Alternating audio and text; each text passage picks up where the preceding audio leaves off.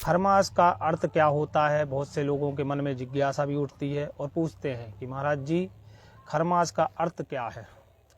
खरमास का मतलब ये होता है कि जो सूर्य मास होते हैं, सूर्य मास कई प्रकार के माने गए हैं, जिसमें हर महीने पड़ते हैं, जिसमें मेष के, वृष के, मिथुन के, कर्क के, सिंह के, कन्या के, तुला के, वृश्चिक के जो चल रहे थे, जिसमें विवाह आदि कार्य हो रहे थे। अब लग गए हैं धनु के।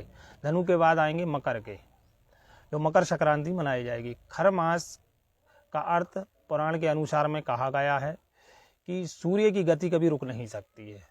सूर्य नारायण को वरदान है कि अपनी गति पर उनको चलना ही पड़ेगा, इसलिए सूर्य को वरदान है। एक बार की बात है कि सूर्य नारायण अपनी गति से चल रहे थे, तो उनके घोड़ों को, अश्वों को प्यास लगी, भूख भी लगी, तो उन्होंने सोचा अब क्या किया जाए। तो उन्हें एक तालाब, सरोवर देखा, तो वहाँ पर दो खर विचर कर रहे थे, घूम रहे थे।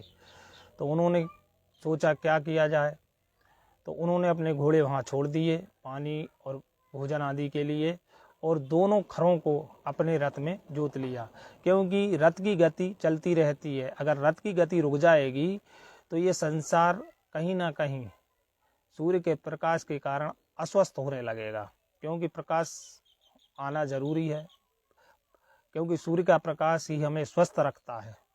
सूर्य में कई एनर्जी, कई ऊर्जाएं की प्राप्ति होती है। इस समय में एक महीने सूर्य के जो रहते हैं धनु की जो संक्रांति रहती है, उसमें आपने देखा होगा इस समय में हिम ज़्यादा बरसता है, कोहरे आदि पड़ते हैं, ठंड अधिक रहती है, और सूर्य की जो प्रकाश रहता है वो भी धीमा रह जाता है, इसलिए वो प्रकाश नहीं मिल पाता है हमें, इसलिए ठंड की मात्रा अधिक हो जाती है, जो अस्वस्थ हमें करती है सर्दी के कारण।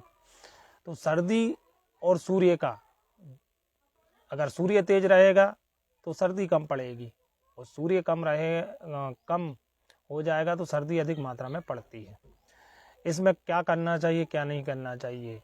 इस मास में विशेष करके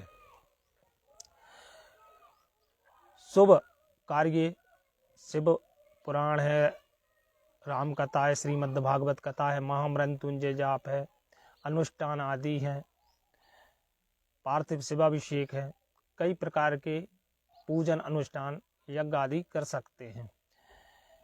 और विशेष करके इस समय में तीर्थ यात्रा का बहुत लाभ होता है।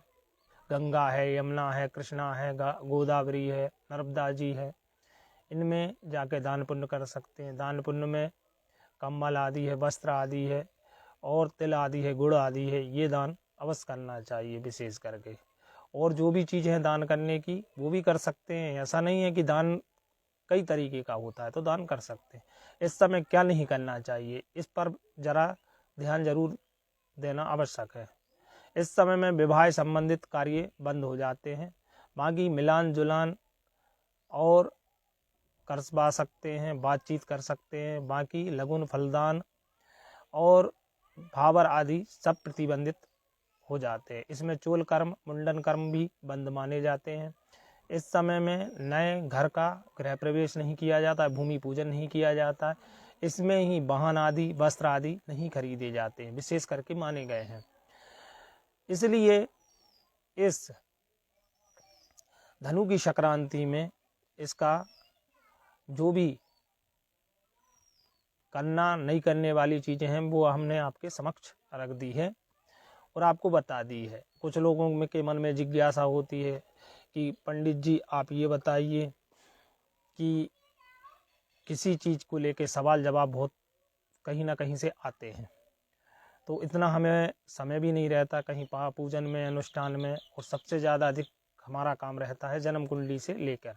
तो जन्म कुंडली में ज़्यादातर हमें हर दिन व्यस्त रहना पड़ता है कुंडली लोगों की बनाने में, इसलिए हम उतना समय नहीं दे पाते। 2 मिनट 1 मिनट में हम क्या समझा पाएंगे, इसलिए हमारा विस्तार कहीं ना कहीं हम एक आधना जो भी हमें समझ में आता है तब हम एक वीडियो अवश्य सबके लिए इसलिए डाल देते हैं कि मन में जिज्ञासा होती है तो आपको भी वो जानकारी अवश्य प्राप्त हो, इसलिए ये वीडियो हम डालते हैं।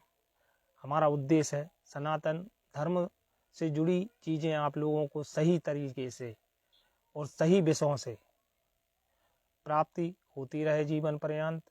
साथ में जानकारी के लिए, अगर विशेष जानकारियों की जानकारी के लिए हमारे YouTube चैनल पर भी देख सकते हैं, हमारे फेसबुक व्हाट्सएप पर भी।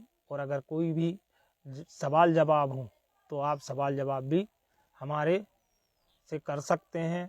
कोई इसमें ऐसा नहीं है कि हम आपको जवाब नहीं देंगे, जो समय मिलेगा हम जवाब आपको अवश्य देंगे।